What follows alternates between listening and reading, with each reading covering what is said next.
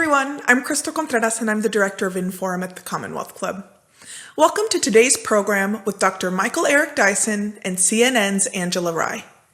They join us to discuss Dr. Dyson's new book, Long Time Coming, Reckoning with Race in America. We'd like to give a special thanks to Marcus Books in Oakland, California for fulfilling our book orders for this conversation. If you'd like to ask either of our speakers a question during this program, you can do so in the chat or comment section of the live stream that you're currently watching. The Commonwealth Club has temporarily suspended in-person events, but we're dedicated to keeping you informed during this pandemic. We're going full speed ahead with the full slate of live online programming. Most of these conversations are currently free to the public, so we do ask that you consider donating to the Commonwealth Club to help us continue our work. Visit us at commonwealthclub.org/online to learn more, and you can also text the word donate to 415-329-4231 live during this program. Now, please join me in welcoming Dr. Michael Eric Dyson and Angela Rye to the Commonwealth Club. Thank you so much. It is such an honor for me to be here. I would love to give you all a very formal introduction, but that would not be fun. So I decided instead that I would tell you all a few things that you may not know about my mentor, Dad. The first thing that you all might know from watching him on doing his commentary on air is that this is the only person on the planet who you might have to at least pull an online thesaurus to know the last sentence that he completed in conversation with you.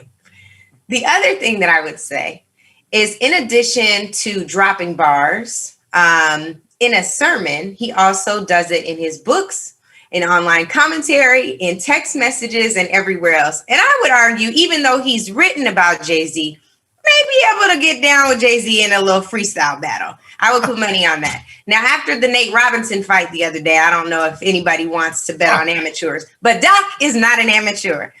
I would also tell you all that he is the author of more than 20 books. And in addition to being an author, a best-selling author at that, he is shaping young minds now at Vanderbilt University. And I want you all to understand this title. He is the Centennial Chair and University Distinguished Professor of African American and Diaspora Studies in the College of Arts and Science and University Distinguished Professor of Ethics and Society in the Divinity School. And he, of course, will begin that in January.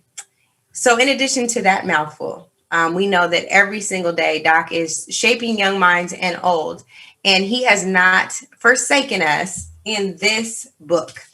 Long Time Coming, Reckoning with Race in America. And so I can't wait to dive into this with you tonight. Doc, thank you so much for asking me to do this. Thank you so much. I am so honored that this brilliant, extraordinarily intelligent and soulful woman who I love and who is my daughter and my mentee, an exquisite example of what our people hope for when they fought so hard to open doors of opportunity so that our brilliant children could walk through them. And as one of the most famous, one of the most gifted, and one of the most seriously committed young people that we have in this nation, I'm just honored to be in her presence, honored to have any small thing to do with her, and I'm honored she's here with us here tonight. Doc, thank you so much. I want to just jump right into what you see when you open this great book. It's very clear that you were so intentional and it's so creative in writing letters to those who are slain, some of them in the recent past and some of them a little further back. For example, Elijah McClain, who of course many of us learned about over this summer, Emmett Till, Eric Garner, Breonna Taylor, Hydea Pendleton, Sandra Bland, and Reverend Clementa Pinckney. Mm-hmm. And I want to start with why you decided to pen letters to them. And if you can talk about the significance of the substance of the letters in the 5 chapters, the prologue and the epilogue, what drove you to write these letters to these particular victims in our community? Yes, ma'am. Well, I wanted to write to them and not simply about them. I didn't want to further objectify them. It's already strange that we only know their names after they're dead, right? So that they come to life for us essentially by means of their deaths and the publication of their deaths and the publicity surrounding their deaths. And so I wanted to speak to them, our recently arrived ancestors, each of them, with the exception of Emmett Till. And so I wanted that epistolary form, that letter form, so that I could pour out of my heart, so I could speak from my emotion. Being a light-skinned Black man born the day before Drake, you know that both of us have that sensitivity. And I mean that seriously, right? When I look at Drake's music, when I listen to Drake's music, as a Black man of a particular orientation and understanding in the world, being perceived in a certain way, I understand that. Right. That's why I was a fan of his from the very beginning. I want to expose some of our fights and our disagreements about Drake here on Public. There are some. You know, I was losing all those arguments. She was clowning me on the text, y'all. But anyway, so but I've been consistent in supporting that brother. But being that kind of emotional person who also understands you got to discipline those emotions and direct them in a more uplifting fashion, I wanted to use my brain, my mind, but my soul to identify with them, to talk to them, to commune with them. And I can say this to you because you're a deeply and profoundly spiritual woman. I wanted to commune with those ancestors. I wanted to hear from them. And by talking to them, to hear back from them in my spirit, in my soul, the affirmation that I would receive, the writing would go a certain way, feeling that, no, I don't want to say that, I want to say this, without making it hokey pokey and spiritualist. Needless to say that by speaking to them, I wanted to gain purchase on their own spirits, the communication that they could have with me, not speaking to the dead in a seance, but talking to them because they gave the ultimate sacrifice of their lives, often without intending to do so, making them martyrs in our tradition. I start with Elijah McClain because he wasn't as well known as the others. But when you read that story, you can't help but know that this is so tragic, that a 23-year-old young Black man, one of his co-workers said he walked like he had a gold orb around him. And, you know, he may have been on the spectrum. He obviously was a beautiful, sensitive young man. He played the violin to pigeons and birds. He wouldn't hurt a fly. You know, Albert Schweitzer's notion of reverence for life. He's like Albert Schweitzer as a young Black kid. And right outside of Denver in Aurora, here he is walking home from a convenience store, and which always seems to be a horror for us, right? These convenience stores. And I mean, my Lord, it's like a scene from Get Out or something. So he's walking home. Somebody calls the police because this is before COVID. He has a ski mask on because he easily gets cold due to his anemia. Right. So he's walking along, whistling, having fun, and then the police pull up on him. And it gets violent, unnecessarily so. He says, please respect my space that I am speaking. I love that formulation. I'm speaking recognition. I'm speaking space. In the beginning was the word. I'm creating an environment for you to understand. So he talked about that. They treated him like an animal. They chokeholded him twice. He passed out 2 times. Then they came with the ketamine and put some drugs in him. 1 week later, he was dead. And it was horrible. So that letter is to Elijah McClain. The next letter is to Emmett Till. Y'all know he's a 14-year-old boy. Doc, real quick, I want to stop you about Elijah McClain because, you know, I want to be honest with you. When I opened the book and I started with that letter, the very thing that you reference in the book is what I experienced. I was like, I can't handle the heaviness of this again. We're still in the middle of COVID. We're still disproportionately dying at the hands of COVID. We're still wrestling with people about whether or not defund the police is too strong when we're just trying to say we're trying to shock your conscience to stay alive. Right. I have to read this story again, I know. And I literally had to wrestle with myself to read, because I'm like, I don't want to relive it again. And to your point, like there's this tenderness about him that everybody talks about, that you get from what he decides to say back to the officers. It's not a fight, it's a plea the entire time. Unlike some folks, right, where Right. there may be a wrestling and they surrender. He was in surrender at the beginning of the interaction. Yes. And that trauma that you talk about in the book, where you're like watching the videos, you know, seeing the hashtags, like how many times do we have to relive this Black trauma? So I'm like, well, Doc, why are you taking us through this? But what I feel like, you know, you were trying to do in the spirit of really everything that you write is, I'm going to give you this harsh truth, but I'm also going to end with hope, and we will get there. But I really want to know, you know, how this type of work, you writing it, Right. how this type of work, us reading it, Right. gets us to healing.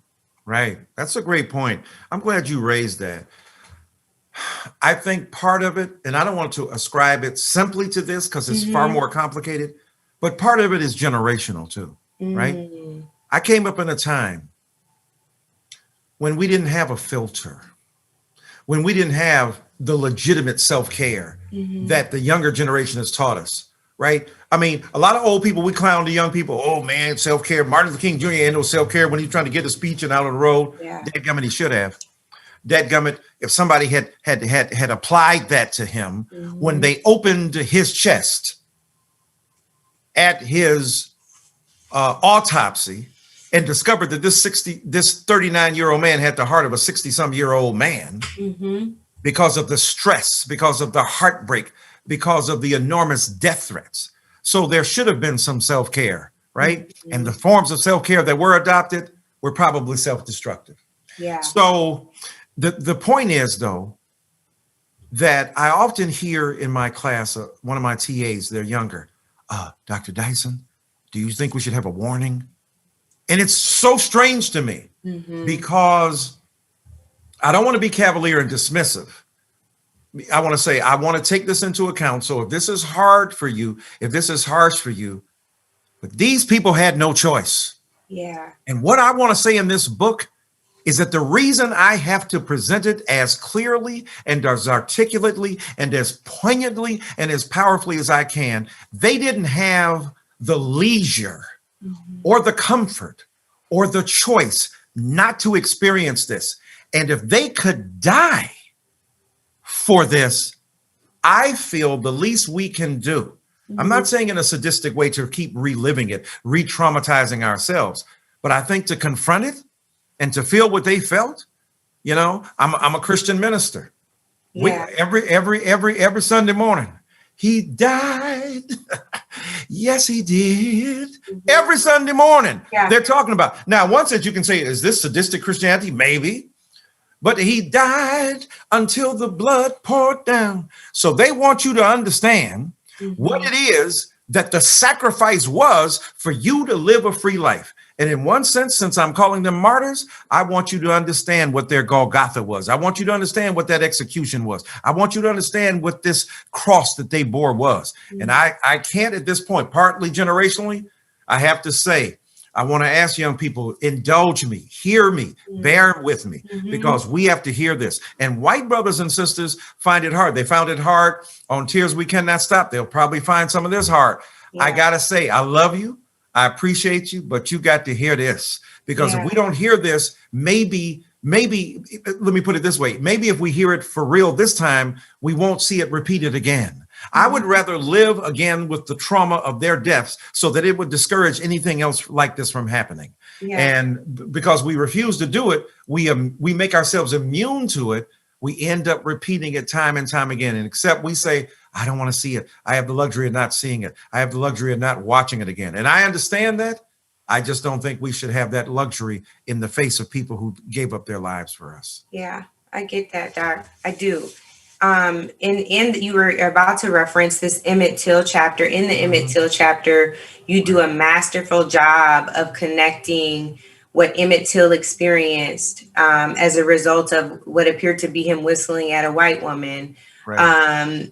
And what happened with Christian Cooper in Central Park. And I believe you write this letter to him to demonstrate that we've come kind of far, but throughout the book, we're clear that we haven't come far enough, because you say here, in too many instances, it takes an act of divine intervention to keep Black men from being the targets of revenge for allegedly harming beloved white women. The very thing that Amy Cooper, who now is lovingly referred to as a Karen, was Right. doing.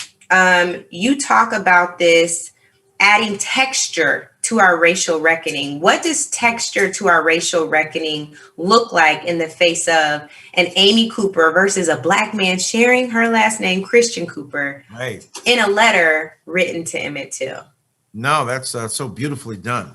I got to take you on the road with me so you can help me explain this book to everybody. I just want to point out that you said this last time we did a book talk, and I've not gone on the road. Even though we are on the road, Doc, technically, this is a We were COVID technically road. on the road, but I mean, you know, Yeah. we might have to do a father-daughter book too.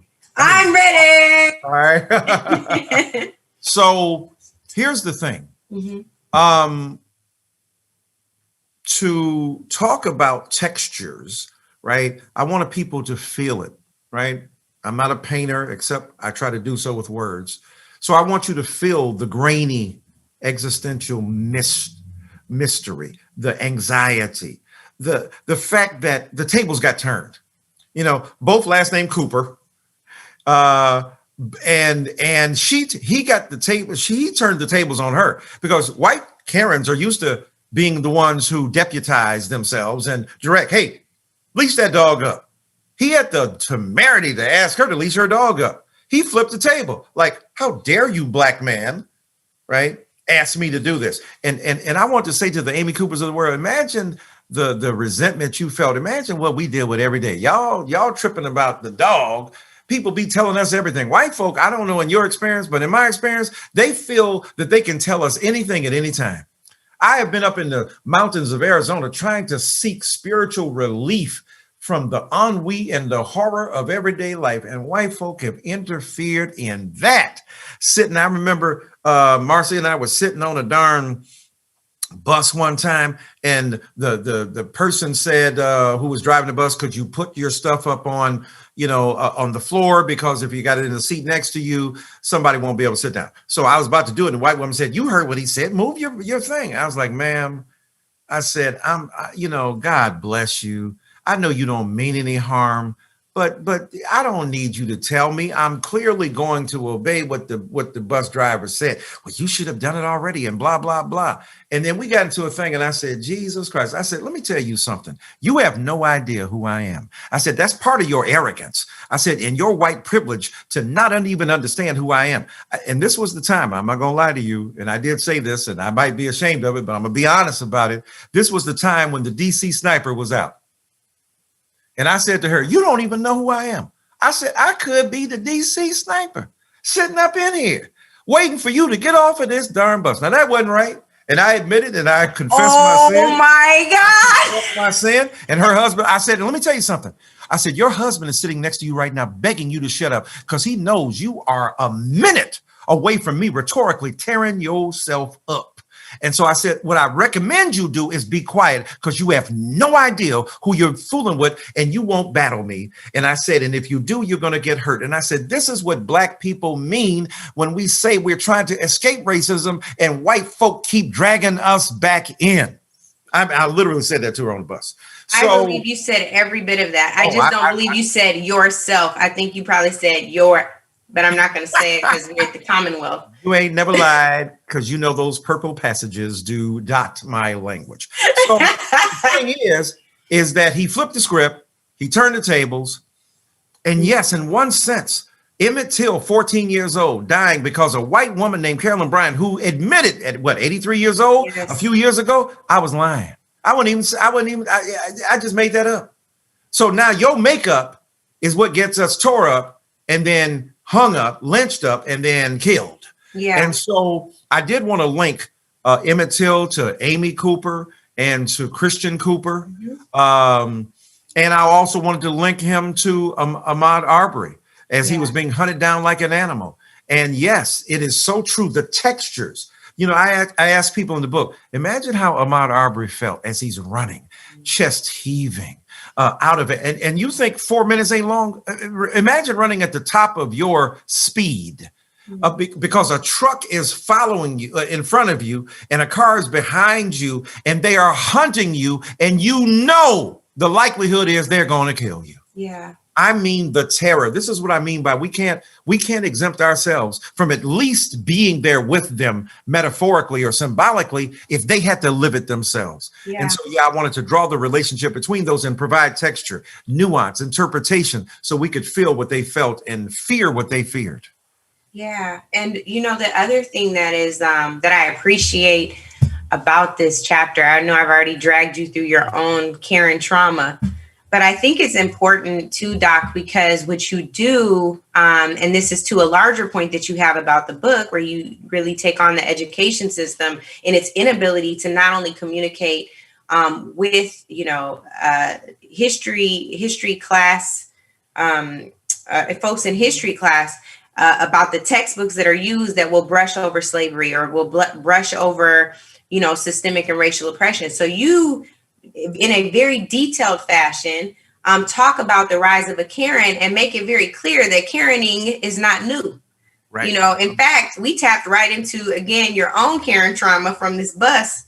Right. I'm sure she is also still traumatized, though, Doc. And the thing that I think resonated with me so much, and I hope that people will talk about this passage, share this passage, and make sure that the folks who are like, I want to be an ally, engage around this. You say, Black folks have had the nearly impossible task of convincing the world that what we say about how we are treated is true. Right. Right.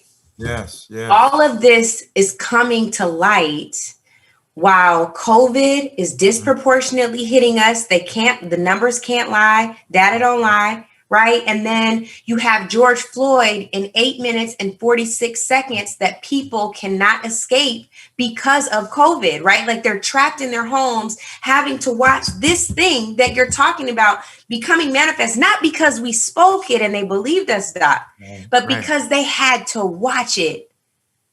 There it is. Again, you're speaking so much more clearly and eloquently than I could. You're right. They had to see it. And you helped me understand, again, even about the, protecting ourselves and self-care, which is necessary. Mm-hmm. But when you have to see it, when you have no choice, when you are just at home, and this is the genius of Martin Luther King Jr., by the way. King said now, and because he had lost out in Albany, Georgia, where my daddy is from, Albany, as they say in Georgia, Albany, Georgia. He had been outfoxed by a sheriff who said, oh, no, we ain't putting all y'all together in no jail. Y'all ain't gonna be singing those songs up in here, dog. So we put some over here, we put some out in the county, we put some in the city. He was ingenious. He split them up. And then they couldn't have caravans of Black people who were congregating together and resisting and some other troubles. So they got defeated in Albany. So King 2 years later said, nah, we're not going to do the same thing here. And he figured out a way. He said, this is a buffoonish supervisor of public safety, Bull Connor. And we're going to let his arrogance lead him to do some ignorant stuff.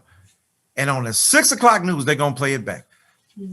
Washing women and children against the walls with water hoses and letting the bicuspids and incisors of police dogs rip into the flesh or nip at the flesh of Black people.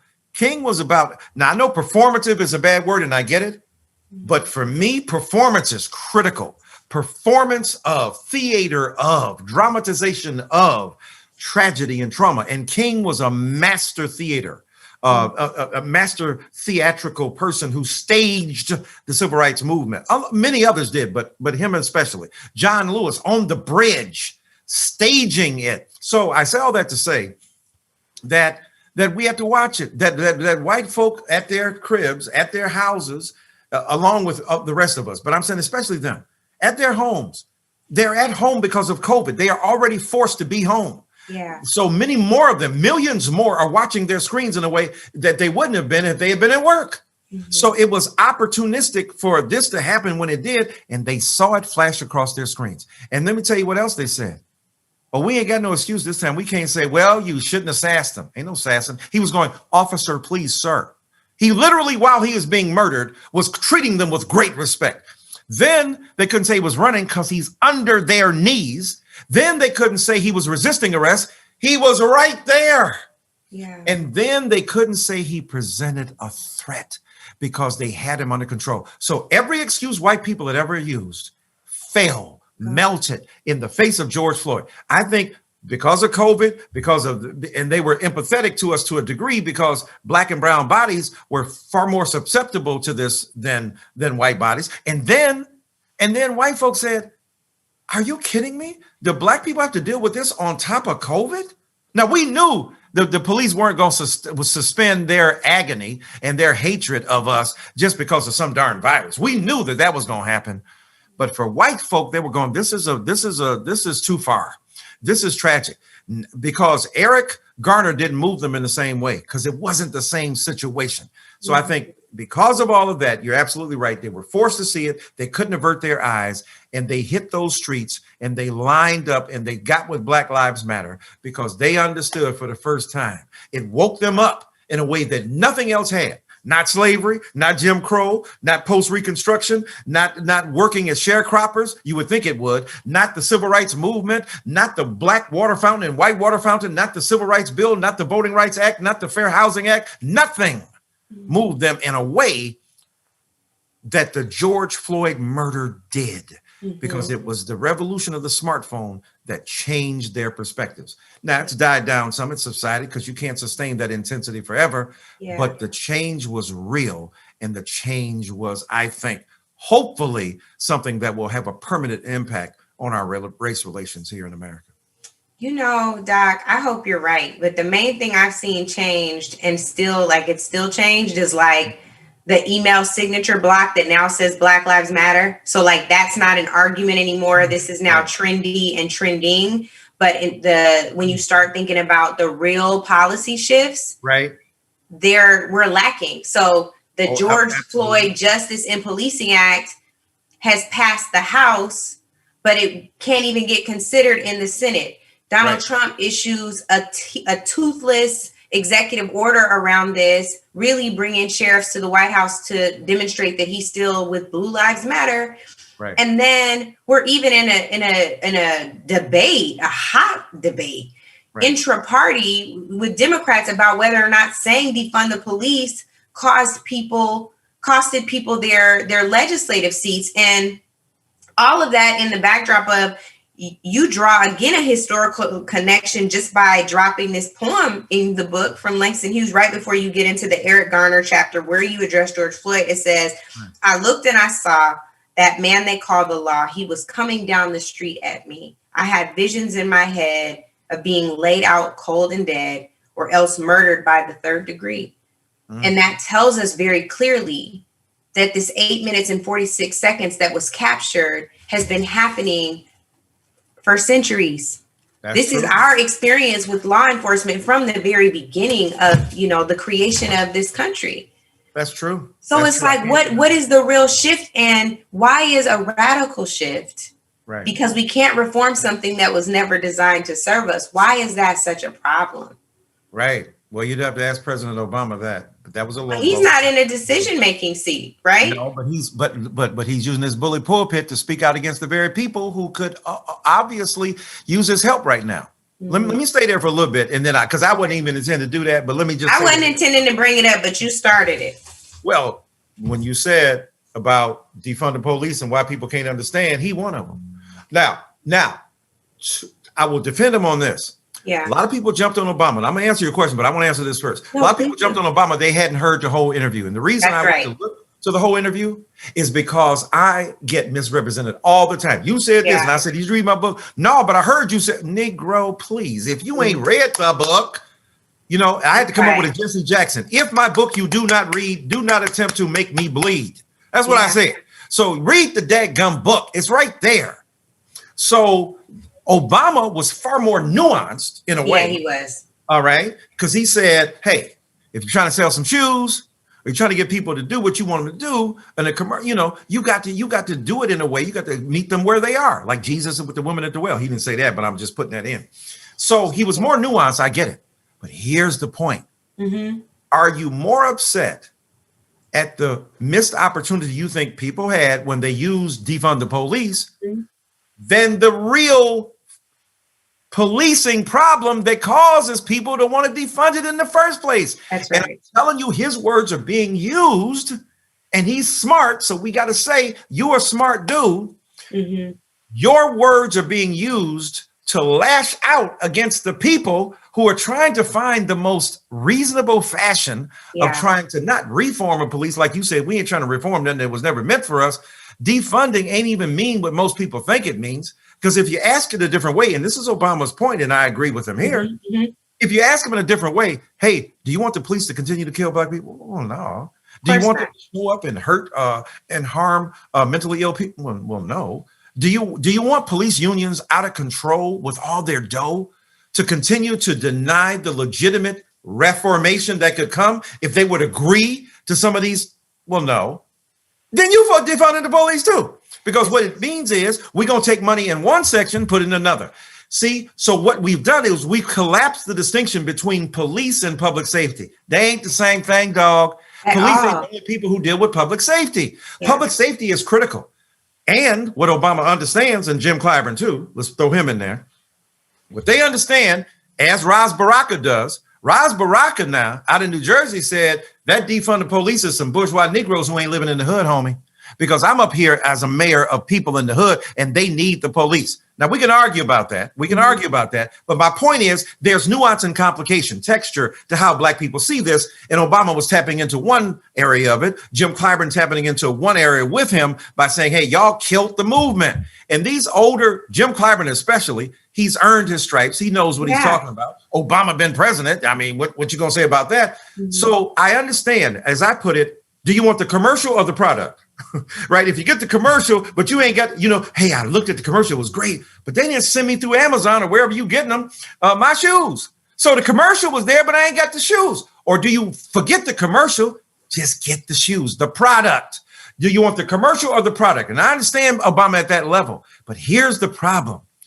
I respect people who talk about defunding the police, whether it's Angela Davis in a much more sophisticated fashion than some people have talked about it. Yeah. Because they understand that defunding means we got to put $150 million like LA police did into other arenas, especially into mental health care. San Francisco, maybe $100 million. New York, the same. So the point is that when we say defund, there could be a different language used. And I think the left has to stop being so hypersensitive as well in this sense. Mm-hmm. If you know you want to do something and all you got to do is change a little bit of the language in order to articulate it, don't be pissed. Don't be so purist like, oh no, I must hold to the notion of defunding. Why don't you find a different way? See, this is part of the privilege of some people on the left. When we grew up as black people, we look, I don't care if you call it hookah babuka. If it's called hookah babuka, but you giving me what I need, I'm down with it and I'm riding with you. So I say all that to say that it's extremely important for us to understand that, yes, that we have been dealing with this 8:46, and really it was 9 minutes. Now they've done another analysis and it was longer than 9 minutes. But 8:46 is totemic. It's symbolic, and I get it.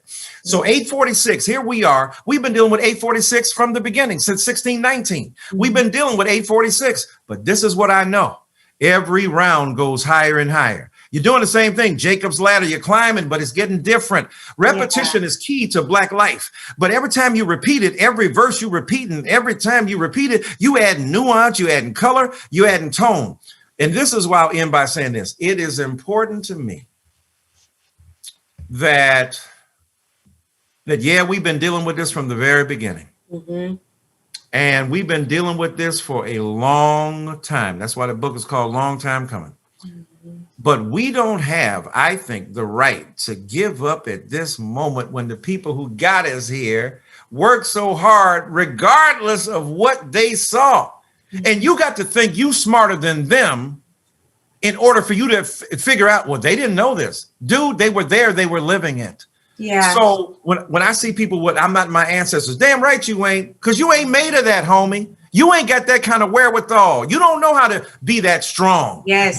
Those gray-haired men that you get mad at and you call them Toms because they had to stop on the side of the road and the cops treated them like boys in front of their children, or their bladders are messed up. Like, I'm 62 years old and I used to ask my father and mother, why can't we stop? We are leaving Detroit and going to both Alabama and Tennessee, and everybody else is stopping to use the bathroom. How come we can't stop? How come we got to use the mason jar under the car? How come we eating sandwiches out of the darn brown paper bag and we can't stop at the friggin' store?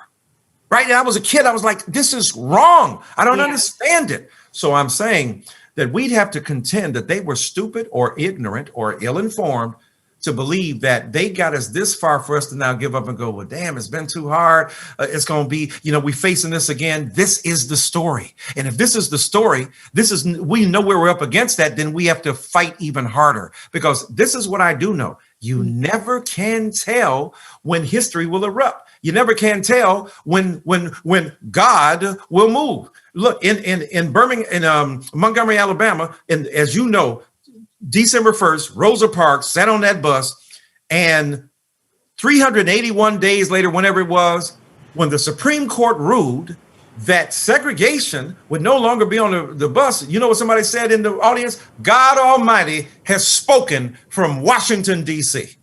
So the beauty of it is you never can tell when history will erupt. You don't know. And my Bible tells me, since I'm a preacher, one person gonna plant the seed, another person gonna water it, and God gonna make it grow. So my point is, my responsibility is to plant seeds, write books, preach sermons, tell truths, even if it looks like it's dark. Ain't nobody listening. God dang it, they don't even want to hear me. That's not my worry. My worry is to continue to plant seeds, because structural change will come about. Structural change can come about instantly. Martin Luther King Jr., John Lewis, Diane Nash, Septima Clark, Ella Baker, they didn't know in 1955 when a woman stayed on a bus that it will destroy the architecture of Jim Crow. Structural change over almost a 10-year period. So we don't know. I think our responsibility is to keep striking, keep moving, and keep believing, because when we don't have that, we've already lost, and the war will be over, and the people that we have loved, who produced us, we will have failed. And I don't want to fail my ancestors. I just don't. Well, I have to tell you, so they want us to start asking audience questions, but I got some more questions first. Okay, thank you. Which means, Doc, that you cannot be at the pulpit.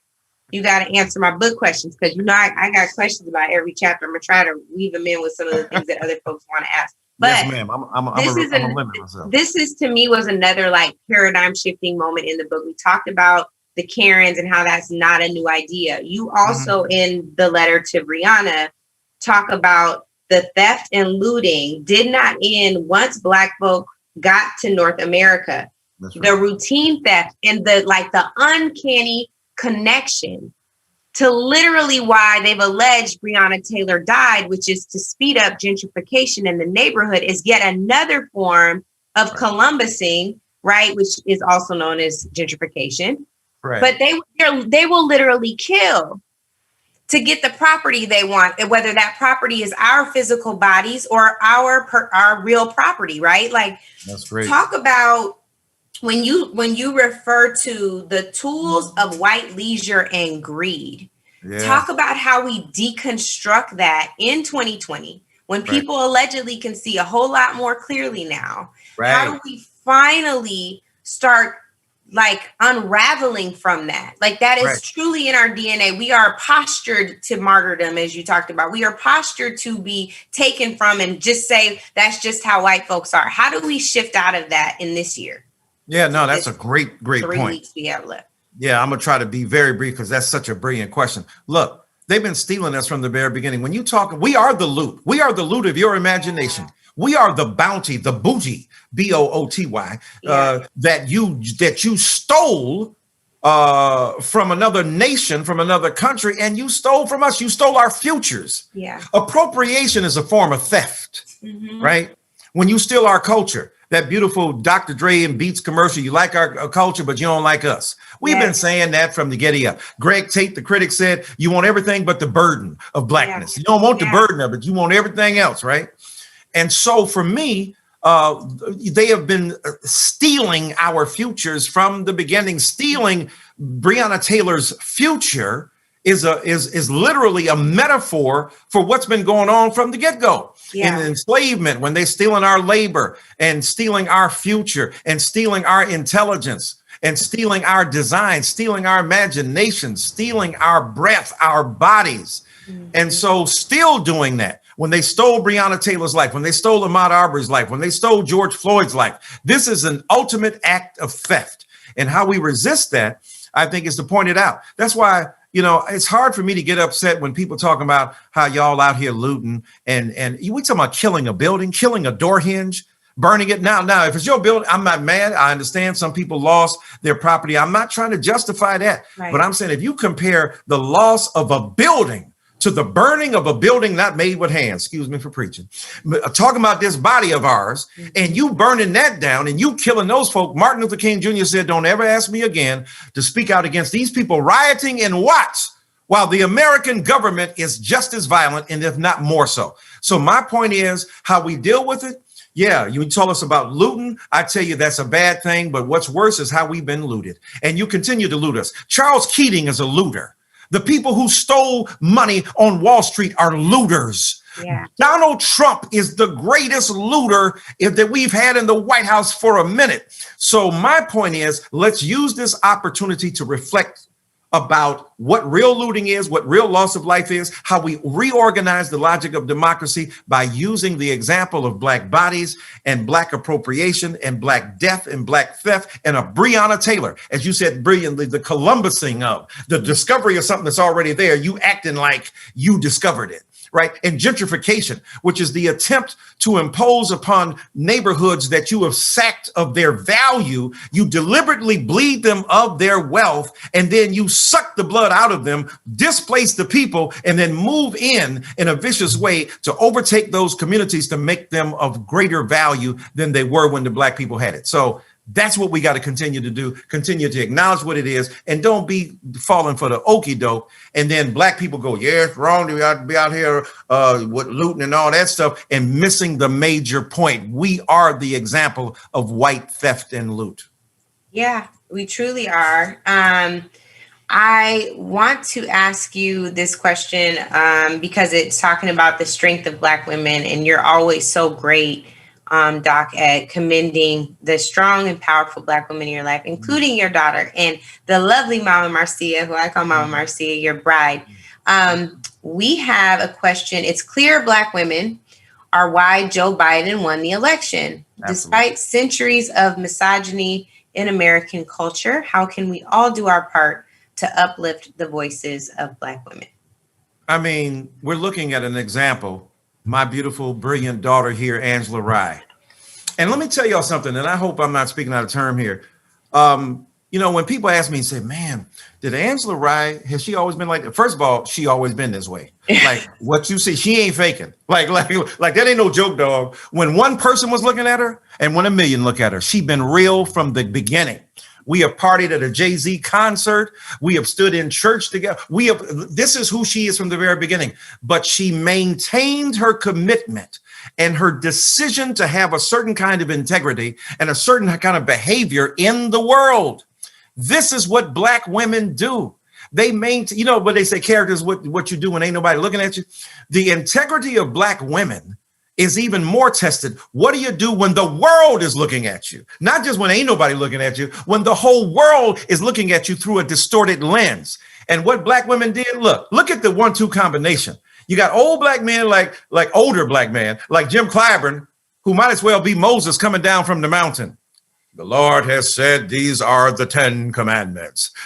Joe Biden, he saved that dude, right? He saved Joe Biden. He definitely did. He saved that boy. Whatever you think, Jim Clyburn, he saved him. Definitely. And then Black women said, oh, we got it from here. Black women said, okay, you coming down, but when you cross that, you make that exodus and split that sea, we gonna be right there. And Black women, Doug Jones, Black women right there. Black women, right? Black women voting for the tickets that we know are best for us.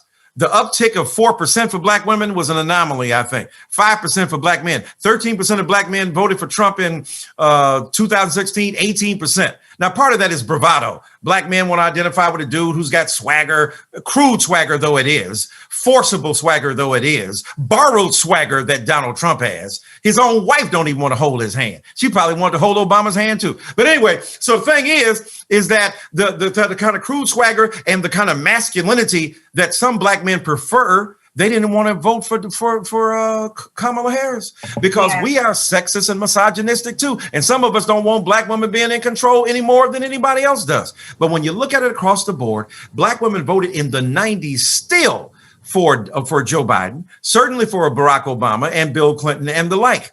They've saved us on local levels, down ballot. They have showed up. They have organized. They have done voter registrations. They have stood up for Black men. And this is especially acute.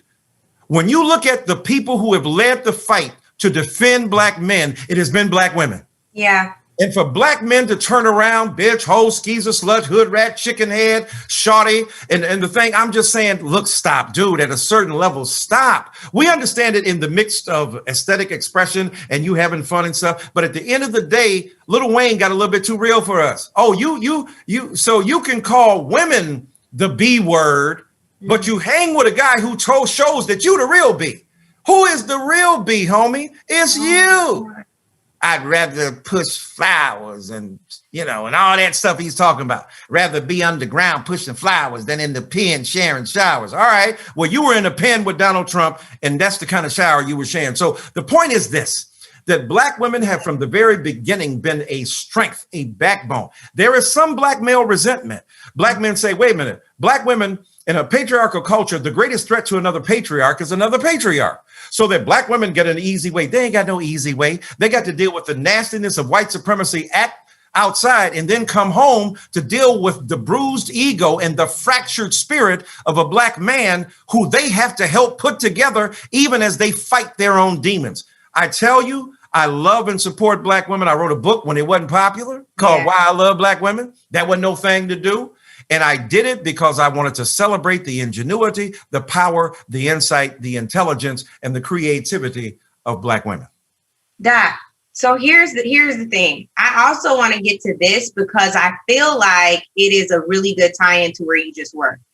The second highest percentage of people who voted for Joe Biden beneath Black women were Black men, right? And yet and still, we're acting like that's not the case because there was some minor percentage, right, that went across the aisle and voted for Donald Trump. You address in your letter to Hadiya Pendleton cancel culture. Yeah. Can you, for a moment, just drill down on how the cancel culture, even if it originated from us, right? Even if it did, how does that framing actually put us in greater harm because it means that there's even less unity in a community that is not monolithic at all, right? But creates even a further divide. Like, well, you talk too basic, even though you have 3 degrees. Well, you talk too bougie and high and mighty, even though you have 1 degree. You don't talk to nobody because you said don't talk to nobody. Like, you know what I mean? Like, we have a gazillion reasons why we cancel people. None of it is Christ-centered because it's not long-suffering. It's not loving. It doesn't give people an opportunity for redemption. How do we get out of something that has keep talking. I don't even want to answer that. Keep talking. You are preaching, baby. I want to know. Keep talking. How do we get out of something that is spiraling now beyond our control, right? Like, and it's going to cause us more harm than good because it goes back to the same concept you were just talking about the purist mentality that none of us can hold because we're all fallible human beings. My God, you said it. I ain't got nothing else to say but amen. And let me add this very brief thing. Yeah. See, as you pointed out brilliantly there, the cancel culture ain't, yeah, it started with us in Black Twitter. Now, what is Black Twitter? Y'all, Jay-Z said, y'all ain't get no check when Jack get that check. Y'all ain't got no money. I don't know. Black Twitter. All right. But that's just how dominant we are. Even when we don't own something, we own it. That's beautiful. That's powerful. But in the real world, as Marcia points out all the time, oh, you mad at Black billionaires and the people who've done the thing, and you mad at Black people who've been upwardly mobile. You're on a billionaire's platform talking about you are radically other than, interested in capital. Now, you could use the master's tool to undermine the master's house. But the point is, you own a billionaire's platform, Zuckerberg and Facebook and Jack and Twitter. What you think you doing? But you're purist because you don't examine your own practices. I'm not suggesting that people shouldn't have serious critiques of things, but I'm saying the hatred that I see in cancel culture is destructive to me. And let me tell you what, it might catch you every now and again, a Harvey Weinstein or Bill Cosby or R. Kelly. But for the most part, it's parallel. It's horizontal. We canceling each other out. And some of the Negroes, some of the people, some of the white folk, indigenous, Latinx, whoever you want to cancel, you got to uncancel them. I remember when they canceled Whitney Houston. Oh, she too bushy. She too that. And then it found, Whitney Houston bushy? Oh, yeah, okay.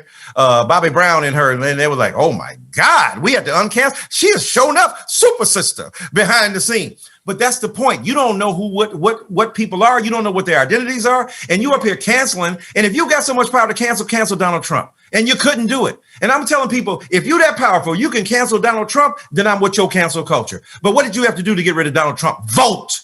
Yeah. You had to pull a lever. You had to organize. You had to walk your butt to a poll. You had to acknowledge the existence of a system and then use rules to adjudicate your beliefs in a culture that had competing interests, one for Biden, one for Trump. So my point is, cancel culture doesn't deliver what it's supposed to deliver. And it removes an individual person, but it doesn't address the system. And as you beautifully said, all this cancel culture is about judging somebody else, the judge and jury. It's the mob. It's like the lynch mob from the KKK brought to bear. And Black people hurt each other that way too. Latinx people hurt each other that way. Women hurt each other that way too. I've seen it. It is distasteful and is disgusting. And in the name of justice, and then I see people who canceled other people get canceled themselves. Because if you the canceler one day, you the cancelee the next day. It's me, oh Lord, standing in the need of prayer. So I believe that forgiveness is the best way. And I end by saying this. Look, and I talk about this a little bit in the book. Black people call me from Virginia. They said, hey, Doc, look, we got this governor over here who's been in blackface and the Black people want to get together. Should we to remove him? I said, hell no. I said, let me tell you a secret, bro. I said, I ain't old for nothing. Let me tell you something. Ain't nothing better than a hobbled white man who understands that his butt was on the line and Black people saved him. He gonna do more for y'all than a white man that you would put in his place who would go, I've never done blackface. That's what he was accused of doing when he was 20 years before, when he was in medical school. Was it ridiculous? Of course. Was it racist? Yeah. But my God, he was younger by 20 years. Where is he now? What's he doing now? And what have you done for me lately? So here's a guy who, because he was forgiven, was grateful. And so what did he do? First thing he did, 10,000 felons had their rights restored to them. Right there, you can shout the hallelujah, because a disproportionate number of them were Black.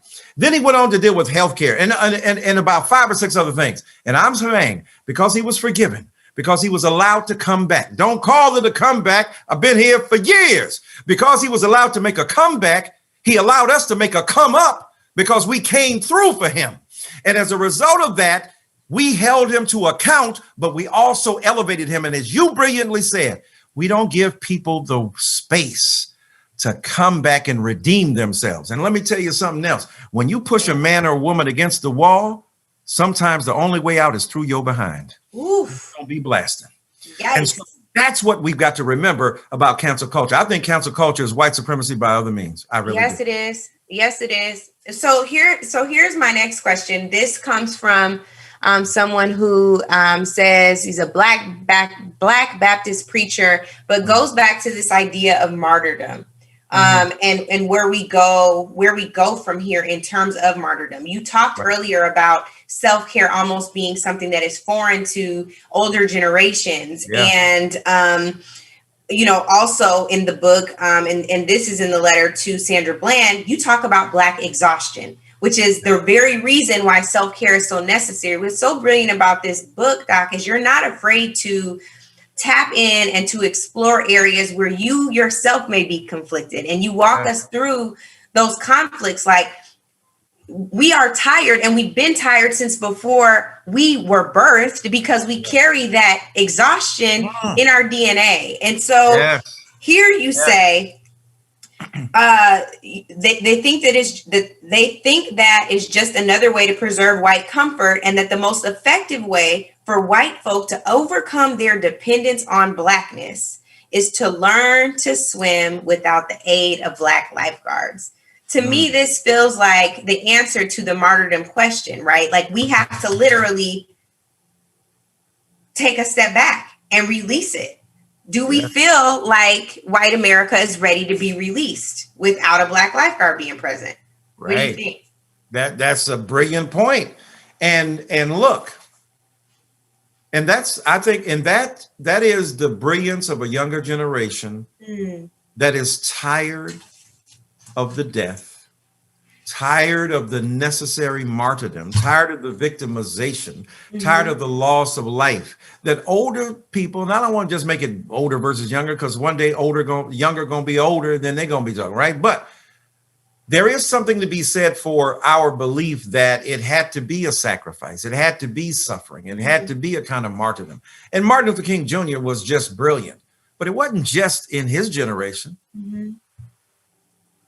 So to contradict myself, or at least add some nuance, look at what happened in that church in South Carolina.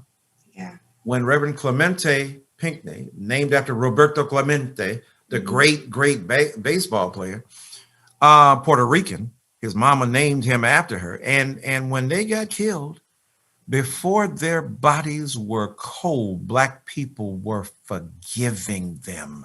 My God. The redemption, the self-creation, the self-respect, the honoring of the universe and the laws that dictate how we, engage with one another, that's all embodied right there. So on the one hand, we don't want to create, what did Dr. King say? I'm tired of marching, but talking about exhaustion. He says, if you want us to end our moves into communities, open these communities. He says, I'm tired of marching for something that should have been mine at birth, right? So he said, I'm tired.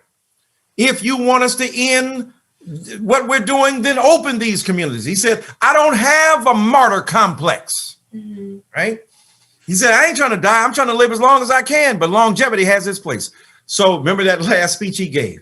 So the beauty of what you said, of course, is that if we release it, right? Because at the end of the day, we ain't gonna be able to do it by ourselves anyhow.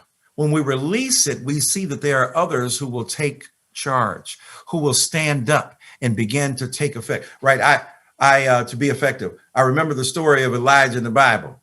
He comes, in 2 Kings, it is enough, O Lord, now take away my life, for I'm not better than my fathers. The ancestors, I thought I was better than them. They were holding signs in Hebrew. I am not my ancestor. No, you ain't. Now he says, but I ain't better than them.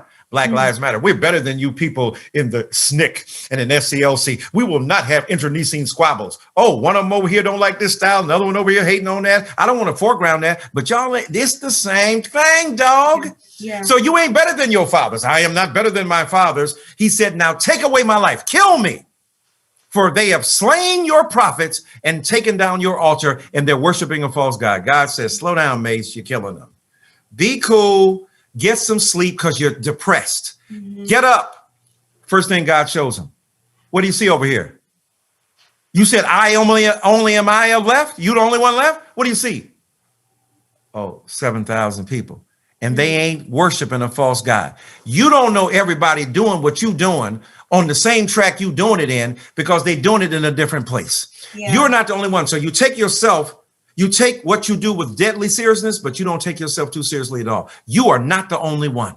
Michael Eric Dyson ain't the only one. Angela Rye ain't the only one. Martin Luther King Jr. wasn't the only one. Angela Davis ain't the only one. We are of a cloud of witnesses, and that relieves us. Let it go. Do your part. Play your position. Stay in your lane. Examine what you can do. Maximize your skill and talent. Be good at what you do.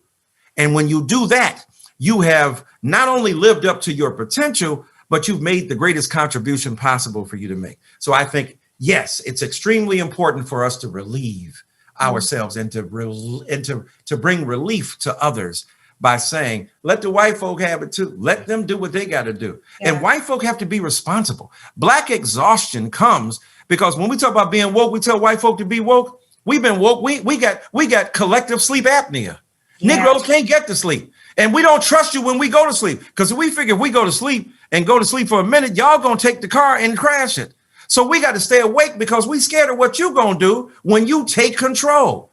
So again, when we understand that, hey, it's a relay race, there are other people out here doing the things that need to be done, and we have to deputize white folk. You got to go into your crib, because I don't care how smart Angela Rye is. I don't care how smart Michael Eric Dyson is. There's some things some white folk ain't going to hear from nobody except other white people. That's right. And if other white people hear from you, you can make a difference. So we deputize white people as well to do the right thing. One of the greatest things about this book, really everything you write, Doc, is truly there is a self-accountability. There is, a history lesson or several. There are several, of course, in this book. You deal with cancel culture, which is something that is, an internal family conversation with our folks, with Black exhaustion, with Karening and the Coopers, like all of these things. And of course, police violence on Black bodies. But you always end with hope. In the letter to Reverend Pinckney, who of course is your fellow clergyman, you say, my hope finally rests in a force of being whose outlines I can't discern with my eyes, nor prove with my mind or mouth. And yet here I am, and there she is, there he resides. And there is this idea that we are not in control of our destiny. We're not in control of the future. And there's a question that came in from an audience member that says, how do we show people that this was not a trend? And I think so much of that lies in that hope that you carry, not only in your writings, but in your spirit, in the way that you live out your life. But give us a little more hope about why this cannot be a trend and why we should not allow it to be a trend that comes to an end, to your earlier point. Yeah, no, bless you for that. And thank you for those words of encouragement from you. The way it can't be a trend, the way we know it's not a trend, it moves from a moment to a movement. It moves from, a first inkling to something deeper. Acknowledge that initially what started as a trend might become tremendous, right? So look, let's be honest, like, oh yeah, we were all doing the thing and all of us were getting into it. We jumped on board, but we discovered when we jumped on board, there was something redemptive about what's going on. Man, I joined church because, I was trying to holler at a few honeys and they were going to church. And then I discovered Jesus was there. My God. Okay. Mm-hmm. I mean, I was following you. What I went for ain't what I got there. Yeah. And got from it, right? So what I went for ain't what I got when I got there. And so sometimes trends and, some people might do it because of, showboating or bandwagoning. All right. You meet people where they are. Jesus said that, when he went up to talk to the woman at the well, he didn't give her no theological sermon about changing your life. He said, can I have a drink of water? So then when she gives him a drink of water, they start talking and have a conversation. And then the real purpose of the engagement becomes revealed. So whatever starts as a trend, fine. If certain white people jump on because they think it's the right thing to do, great. If they use Black Lives Matter as a trend, powerful. If they put it on their t-shirts, thank you. Because maybe after you left that and you look up one day and saw that t-shirt and go, and you saw that email and went, and you saw what people are willing to die for, and you come to it lately, but now you understand, like Paul in the Bible out here killing Christians, and then one day has an experience en route to do some hateful, horrible things. So I believe that each person has to play out his or her destiny. You got to get in where you fit in literally. You got to come to an awareness of who you are as you do. A lot of people will be mad at white people. Are y'all just now being awakened by George Floyd? We could spend a lot of time worrying about that. The problem is that if we do all that, we lose the opportunity to exploit their awakening. Now that you're awake, do this. And as I talk in the book, there are many levels to this. As Meek Mill say, there's levels to this ish. Mm-hmm. So first of all, you got to be an ally. How do you do that? Well, you got to read and study. That's important. Then beyond that, you got to practice it in your life. Then beyond that, you got to take it to your corporate world and to your families and where you live. Then beyond that, you got to deal with systems. Every word that ends in system, you got to examine. Criminal justice system, healthcare system, public education system. Systematic racism means dealing with the perpetuation of legacies of inequality through systems. For me, where hope comes in is what Howard Thurman, the great mystic, said. He said, never reduce your dreams to the event you are experiencing, whether it's divorce, whether it's children ain't obeying you, whether you breaking up with your friends, whether the institutions that you participate in don't recognize your worth. He said, don't reduce it to that. Then he used an example. He said, our slave foreparents had an imagination. They couldn't even imagine us in their imagination, but they did. They conjured us. He said they imagined stuff way beyond their ability. He says when they were looking at the long rolls of cotton and the rawhide whip of the overseer, they had two choices: become a prisoner of the event or become a prisoner of hope. I choose hope. And when you choose to become a prisoner of hope, that means you got something against the evidence. Ain't no reason for it. Ain't no reason to believe you could do it. Look at Joe Biden. My God, you ran for president 3 times. You're 77 years old, now 78. You a has-been. Ain't nobody studying you. You got caught the first time for plagiarizing. The second time you said a Negro was sharp and so clean because you were listening to Outkast. They didn't know you had an underground hip hop collection. And then you out here, homie, and you're a vice president. You're Ed McMahon. You will never be Johnny Carson. You will never be the guy. 77 years old, under conditions that we still can't even explain, that were so unique that he became the president of the United States of America. So for me, you hold out hope because you never know what time and what place God, the universe, fortune, the cycles of history will bless you, will allow you to erupt and become who you are. And all of us have to have that hope, that possibility. I don't believe in optimism. Optimism is a shallow virtue, according to Reinhold Niebuhr, the theologian. He said hope is deeper because even when ain't nothing there, you believe something gonna be there by the time you get there. That's what hope is. I'm a prisoner of hope. It may be goofy, it may be whack, it may be sorry to some people, but I believe with that hope, we can transform the world. Because I believe what Joe Biden did, and I don't believe in, and I'll end by saying this. When people say, oh, God put Joe Biden in, I don't believe in none of that. Let me tell you why. Because if you believe Joe Biden was put in by God, you got to believe God put in Donald Trump. So if you going to believe, what, God took a 4-year vacation and wasn't God no more? Or you believe, like some of our brothers and sisters do, that God used Donald Trump to punish us. Is God that kind of parent that he going to whip you for 4 years, that she going to whip you for 4 years and put you down? And no. This is what I believe. God articulates principles that should be met: justice, freedom, the belief in humanity, the decency of the other. Our ability, our responsibility is to match the person with the ideals God gave us. Yeah. So it don't make no difference if it's Joe Biden or Kamala Harris or Donald Trump. If you believe that, God doesn't give individuals. That's why Paula White was wrong.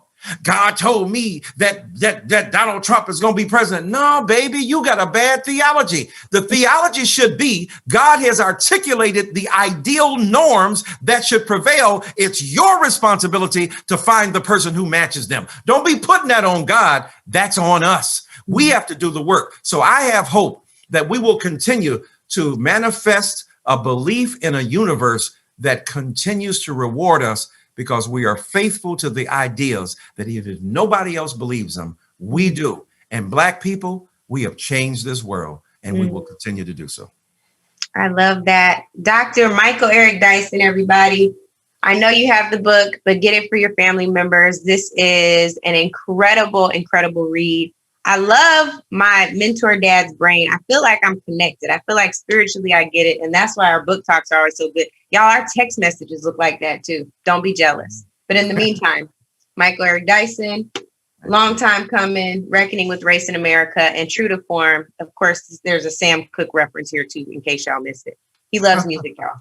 But Doc, thank you. I love you. I am uplifted. If this was Wednesday night, it would be a Bible study that I will take my spiritual growth on a Thursday too. I needed this today. I hope you all are blessed. I hope you are uplifted. I hope you have learned some things, because I know I did. I love you, Doc. Love you too. Thank you so much. The great Angela Rye, you blessed us tonight. And this is why I coveted your doing this, because you pull stuff out of me that I didn't know was there. You shape me in a certain way. You discipline me. You make me shut up and then listen to this different path, and you direct us. And you do this not only for me, but for so many of us. And to be so young. And I'm so old. gifted. I'm 41, Doc. You are a child, okay? You are young, okay? 41, my God, I got shoes on. But you are so gifted and so young and yet so committed, and we thank you. I thank you on behalf of America that loves you for what you do, and thank you for doing this tonight as well. Ooh, dang, we didn't even get to, you just said American, and I'm like, we didn't even get to the My Fellow American stuff. Oh, you That's guys. all right. That's a teaser. You guys, check out the My Fellow Americans bar. Drop by Doc, the whole passage, the unpacking of what it means to be American as a Black person. I want to see that in my comments on social media. I want to hear from y'all. So I know you read it. Let's have an informal book club. We all stuck in the house anyway, because people won't wear masks. So please join me in that, and let's keep asking Doc these tough questions. Thank you all. For those of you who do not get your questions asked, please don't hesitate to reach out to him on social media and keep rooting him on as he goes through this press tour and sells these books. This is incredible. It needs to be a read for every high school, for every college. Like, you guys, seriously, get this book. And thank you so much to Commonwealth. We appreciate you all. Yeah. Thank you all. Thank you, baby. Love you. Thank you, Commonwealth.